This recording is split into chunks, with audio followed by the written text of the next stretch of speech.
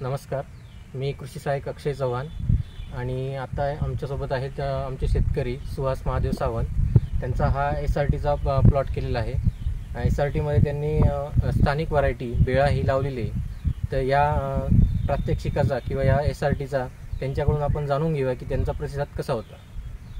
थोडक्यात तुम्ही माहिती सांगा. आम्ही 2 वर्षापासून SRT पद्धतीने शेती करतो आहे.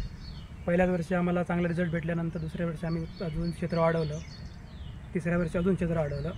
रिझल्ट चांगला भेटतो, उत्पन्न चांगलं वाढतं, त्याच्यामुळे खर्च कमी होतो, माणसं जास्त लागत नाही. हे त्याचे बरेचसे फायदे आहेत.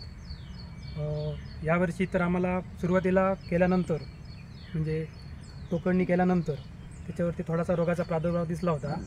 त्याला पांढरा म्हणजे पूर्ण पांढरं पडलं होतं, निळ्या भुंग्याचा प्रादुर्भाव झाला होता. मग आम्ही सायपरमिथिलिन हे कीटकनाशक 1 ml प्रति लिटर ह्याप्रमाणे त्याच्यावरती फवारणी केली. त्याचप्रमाणे त्याच्यामध्ये अजून नॅनो युरिया हे पण वापरलं. 19-19-19 हे पण एक विद्राव्य खत वापरलं.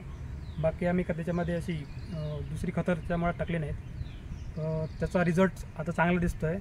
ही तुम्हाला शेती दिसतेच आहे. त्याच्यामध्ये पहिलं पूर्ण पांढरं झालं होतं, त्याच्यामध्ये काय पांढरं दिसत नाही. म्हणजे त्याचं हेल्थ कंट्रोल चांगली दिसते. आता किती दिवसापूर्वी प्रादुर्भाव जाणवला होता तुम्हाला? हे आता ह्याला मारून 10 ते 15 दिवस झाले. त्यावेळी पूर्ण पांढरं झालं होतं. आता बऱ्यापैकी म्हणजे आता पांढरं काही दिसतच नाही. म्हणजे आता त्याच्यामध्ये सुधारणा व्हायला लागली.